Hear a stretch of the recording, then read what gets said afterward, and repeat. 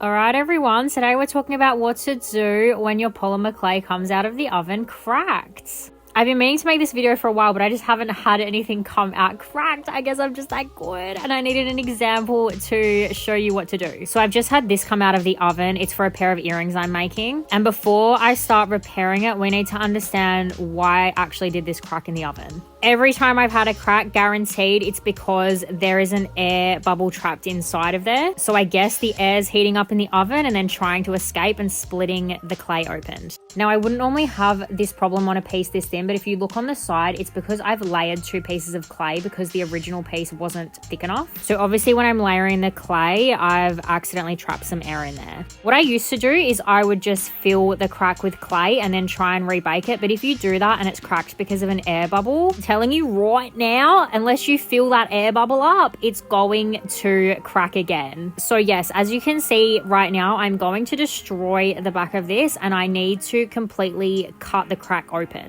This is kind of tricky on a piece this small. Usually I wouldn't have this problem unless it's a larger piece, but yeah, like I said, I layered the clay and that's how the air got in. Please don't be alarmed at my finger being on the blade of this knife. This knife is so blunt.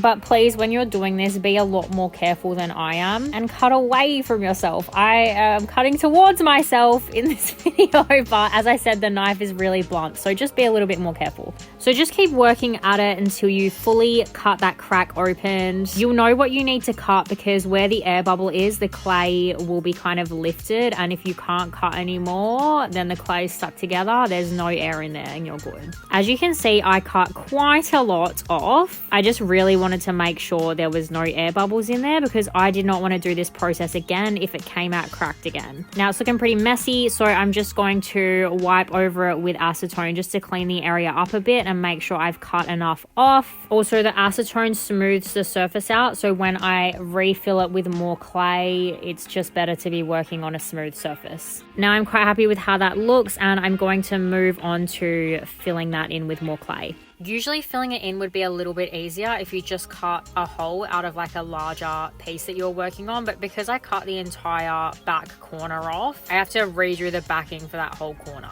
So here I've just rolled out a really thin piece of clay in the same color and just cut out a new little corner piece. Trying to get unbaked clay to stick to a piece of baked clay doesn't really work, so I'm just going to use a little bit of this Sculpey oven baked clay adhesive over it first. Then I just paint it over the corner that I'm going to be filling in. Also, just a little cheeky tip, I actually mix the oven baked clay adhesive with a little bit of clay softener because I find it to be too thick to work with. You don't have to do that, but that's what I like to do. As you can see, I've just stuck that corner on. Obviously it doesn't look good, so we need to get to shaping it. Now whatever you do here is obviously going to depend entirely on what the piece looks like that you're actually filling in. I'm just using a combination of cutting it down with a clay knife and smoothing it out with my hands to get it looking how I want it to look. And at this point I'm pretty happy with it. It doesn't look perfect, but I'm going to clean it up after I bake it. It doesn't look it actually looks pretty bad, but we'll be fixing it. But this is everything I'm doing before I'm putting it in the oven. Go ahead and bake it just for the same amount of time that you would normally bake your clay at. If you know, you can bake polymer clay multiple times and it won't burn, just so long as the temperature is right. And this is how we are looking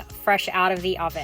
As you can see, a lot of lumps and bumps that I need to sort out, but it is nothing that can't be fixed by my good friend acetone. Now, obviously, the main obstacle that you might come across here is if you don't seal your pieces and you use a lot of acetone, you sometimes get left with that white residue. Unfortunately, I don't know how to fix that. I always gloss seal my pieces with a gloss sealing spray, and when I put the sealing spray over it, the residue just disappears. So yeah, I'm not really sure how to deal with that. Perhaps you could try, instead of using acetone to smooth it out, just sanding it out and then washing the dust off from sanding it. That would probably be my best bet. But like I said, because I don't ever leave my pieces unsealed, it's not really an issue for me. Also, it's not guaranteed to happen. Like, you don't always end up with a residue, but if you use a lot of acetone, that's when I find that it happens. Or, if you want to minimize using acetone, you can really try and smooth that piece out before you bake it. All right, guys, that is it for today's tutorial. You basically can't even see that I've done a repair there. It came out so good, and I would always recommend not just patching up a crack and trying to bake it again, because like I said,